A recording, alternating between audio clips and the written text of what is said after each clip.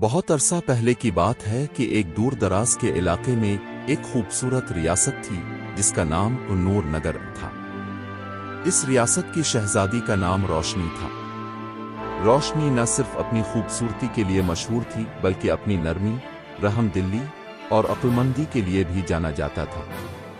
وہ ہر شام محل کے باغ میں بیٹھ کر کہانیاں پڑھتی اور اپنی گڑیا کے ساتھ باتیں کرتی۔ مگر روشنی کے دل میں ایک عجیب سی اداسی تھی، جیسے کوئی پوشیدہ راز اسے بے چین رکھتا ہو۔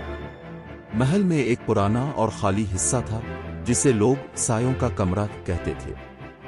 وہاں کئی سالوں سے کوئی نہیں گیا تھا۔ روشنی نے اس کمرے کے بارے میں کئی خوفناک کہانیاں سن رکھی تھیں کہ وہاں ایک بھوت رہتا ہے جو رات کو لوگوں کو ڈراتا ہے۔ لیکن شہزادی روشنی بہت بہادر تھی۔ ایک دن اس نے فیصلہ کیا کہ وہ اس کمرے کا راز جان کر رہے گی۔ ایک رات جب سب سو رہے تھے، روشنی نے ایک چراغ لیا اور دبے قدموں سایوں کے کمرے کی طرف چل پڑی۔ جیسے ہی وہ کمرے کے قریب پہنچی، ہوا سرد ہو گئی اور چراغ کی روشنی مدھم ہونے لگی۔ لیکن روشنی نے ہمت نہ ہاری۔ اس نے دروازہ کھولا اور اندر قدم رکھا۔ کمرے کے اندر ایک عجیب سی خاموشی تھی۔ دیواروں پر پرانی تصویریں تھیں اور کونے میں ایک پرانی الماری۔ اچانک ایک ہلکی سی آواز آئی، "کون ہے؟" روشنی رک گئی۔ دل زور زور سے دھڑکنے لگا، مگر اس نے جواب دیا، "میں شہزادی روشنی ہوں۔ میں یہاں یہ جاننے آئی ہوں کہ اب کون ہے اور یہ کمرہ اتنا خوفناک کیوں سمجھا جاتا ہے۔" پھر ایک سایہ ظاہر ہوا۔ وہ ایک نوجوان کا تھا جو سفید لباس میں ملبوس تھا اور اس کی آنکھوں میں دکھ بھری کہانی چھپی ہوئی تھی۔ اس نے نرم آواز میں کہا، "میں ایک بھوت ہوں، لیکن میں کسی کو نقصان نہیں پہنچاتا۔ میرا نام زارون ہے اور میں اس ریاست کے پچھلے بادشاہ کا بیٹا تھا۔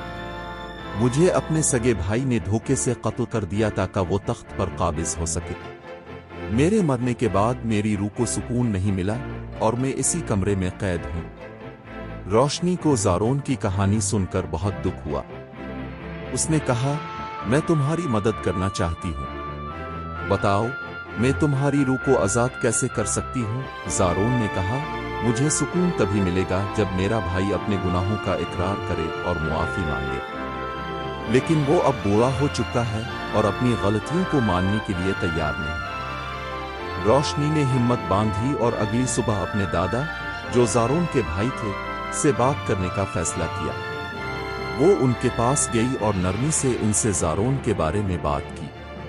پہلے تو وہ ہنسے اور کہا کہ یہ سب کہانیاں ہیں، مگر روشنی کی سنجیدگی دیکھ کر ان کی آنکھوں میں ندامت کے آنسو آ گئے۔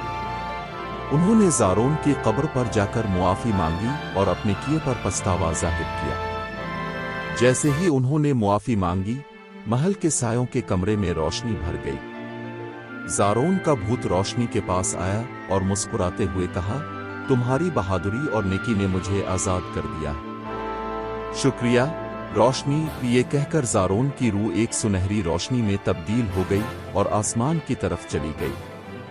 اس دن کے بعد محل میں کبھی کوئی سایہ یا خوف محسوس نہیں ہوا۔ روشنی نے اپنے دادا کو تسلی دی اور اپنی زندگی سکون اور خوشی سے گزاری۔ وہ ہمیشہ یاد رکھتی تھی کہ بہادری اور نیکی ہر خوف کو شکست دے سکتی ہے۔